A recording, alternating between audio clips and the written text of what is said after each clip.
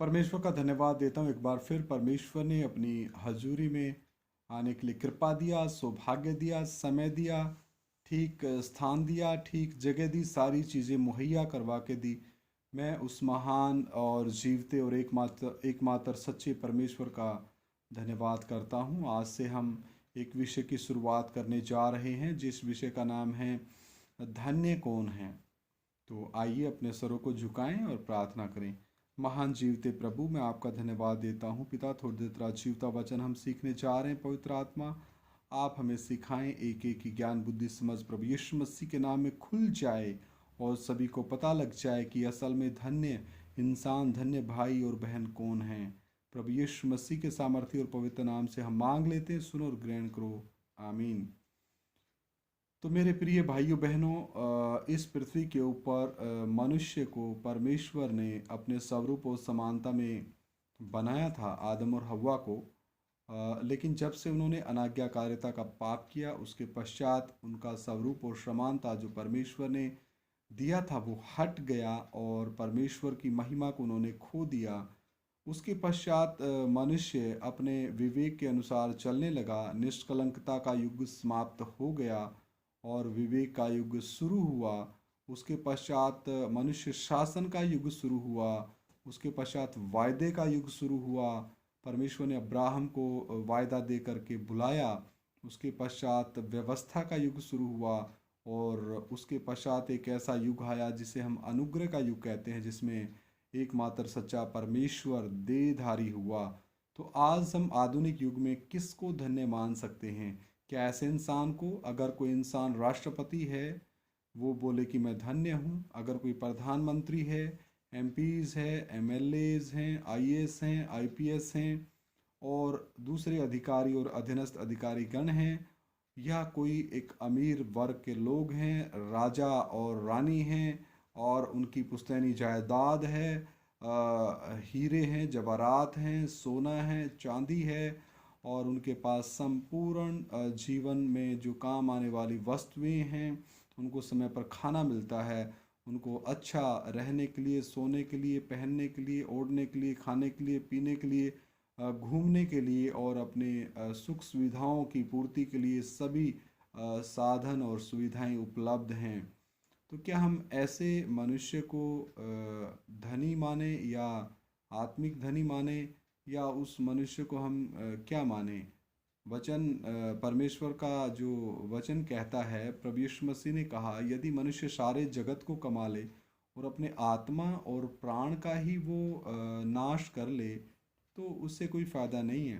तो हमारा जो विषय है धन्य कौन है, इस विषय के ऊपर हम फोकस डालेंगे, ध्यान केंद्रित करेंगे। और सिकंदर भी जब इस दुनिया को छोड़ के गया, इतना महान राजा, उसकी आखिरी इच्छा में उसने लिखा था, जब मैं मरूं तो मेरे जो डॉक्टर थे जिन्होंने मेरा इलाज किया वो ही मेरी अर्थी उठाएं और मेरी संपूर्ण संपत्ति को रास्ते पे बिछा दिया जाए और मेरे हाथ दोनों अर्थी से बाहर लटका दिए जाएं, ताकि लोगों को पता चले कि सिकंदर महान पूरी दुनिया के ऊपर कब्जा करने जो चला था और बहुत से देशों के ऊपर कब्जा कर चुका था, खाली हाथ आया और खाली हाथ जा रहा है। तो मेरे प्रिय भाइयों बहनों, आइए हम परमेश्वर के जो वचन पवित्र शास्त्र बाइबल से, हम पवित्र आत्मा की मदद से हम सीखेंगे कि असल में धन्य मनुष्य, धन्य भाई या धन्य बहन कौन हैं। आइए मेरे साथ निकालिए लूका रचित सुसमाचार पहला अध्याय और उसका 26 वचन से हम पढ़ेंगे। लूका रचित सुसमाचार पहला अध्याय और उसका 26 वचन से आगे हम पढ़ना शुरू करेंगे।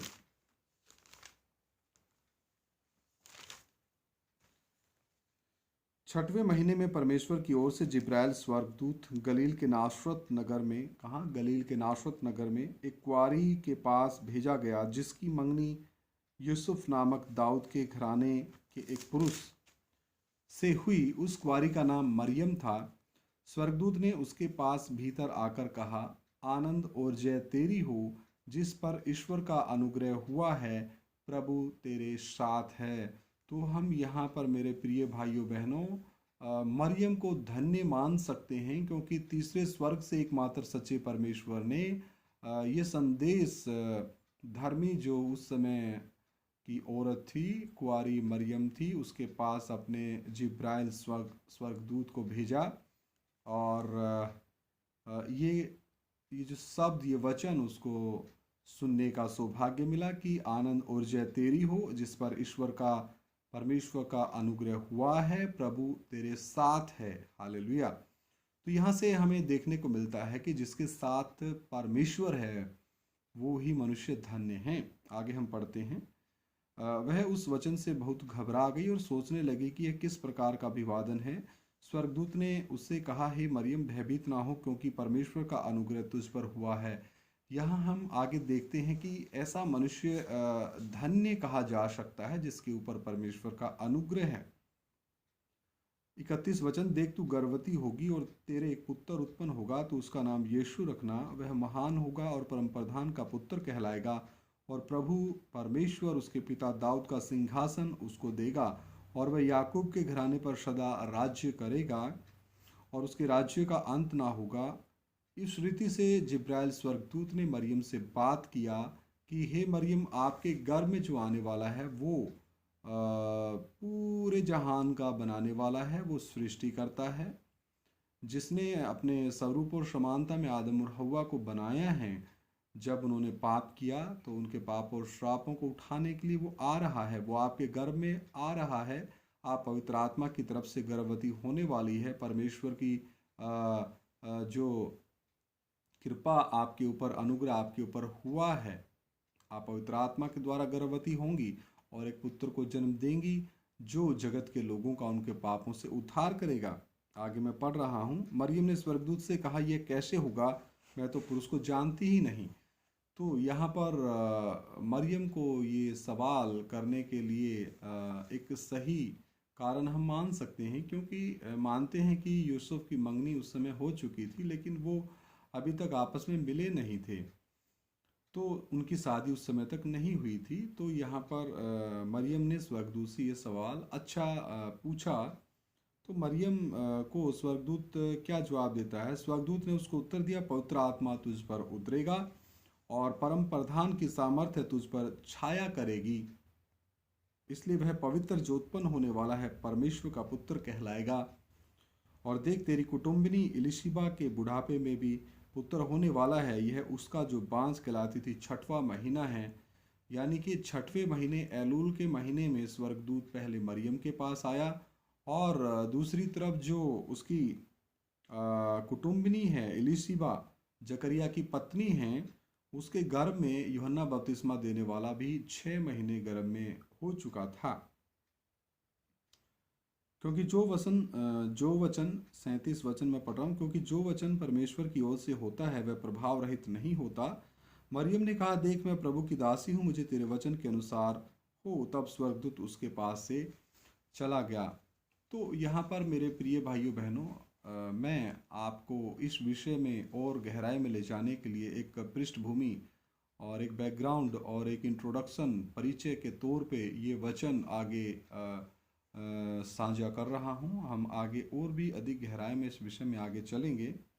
तो यहाँ पर हम देखते हैं मरियम के अंदर सारे जहान का बनाने वाला एकमात्र सच्चा परमेश्वर, अल्फा ओमेगा, सबसे पहला सबसे आखिरी, कभी ना बदलने वाला, सर्वशक्तिमान, सर्वज्ञानी, सर्वव्यापी परमेश्वर उसके गर्भ में आया।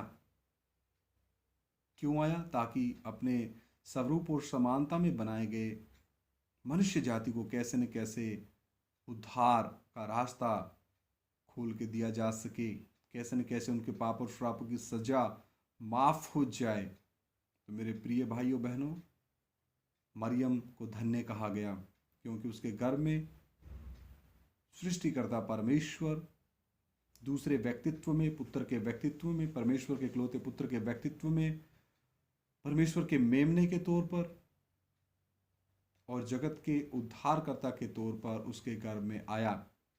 और दूसरी तरफ उसकी कुटुंबिनी इलिशिबा के गर्भ में यूहन्ना बपतिस्मा देने वाला, उसको भी इसी एकमात्र सच्चे परमेश्वर ने अपने आगे भेजा ताकि वो रास्ते को तैयार करे कि राजाओं का राजा, प्रभुओं का प्रभु तुम्हारे पाप और श्रापों के लिए बलिदान होने के लिए आ रहा है। Hallelujah, hallelujah. तो मैं इलिशिबा को भी धन्य मानता हूँ, क्योंकि परमेश्वर ने उनके घर में यूहन्ना बपतिस्मा को भेजा ताकि वो प्रभु यीशु मसीह के आगे आगे रास्ते को तैयार करे, उस आत्मिक माहौल को बनाए, लोगों के मनों को परमेश्वर की ओर फिराने के लिए वो प्रचार करे, मन फिराव का प्रचार करे और लोगों को प्रभु यीशु मसीह के पास आने की प्रेरणा देने के साथ उनको तैयार करे। आइए सर झुकाएं, प्रार्थना करें। प्यारे प्रभु, तेरा धन्यवाद करते हैं, हमने तेरे वचन से सीखा धन्य कौन है। प्रभु, एक एक की बुद्धि प्रभु यीशु मसीह के नाम में खुल जाए। बाकी का समा तेरे हाथ में देते हुए ये प्रार्थना अपने उद्धार के कर्ता प्रभु यीशु मसीह के सामर्थी नाम से मांगते, सुनो और ग्रहण करो, आमीन। मेरे प्रिय भाइयों बहनों, इस विषय को आप लगातार सुनते रहिएगा। अभी दूसरे भाग में आप बाकी के विषय को सीखने पाएंगे। सभी को जय मसीह की।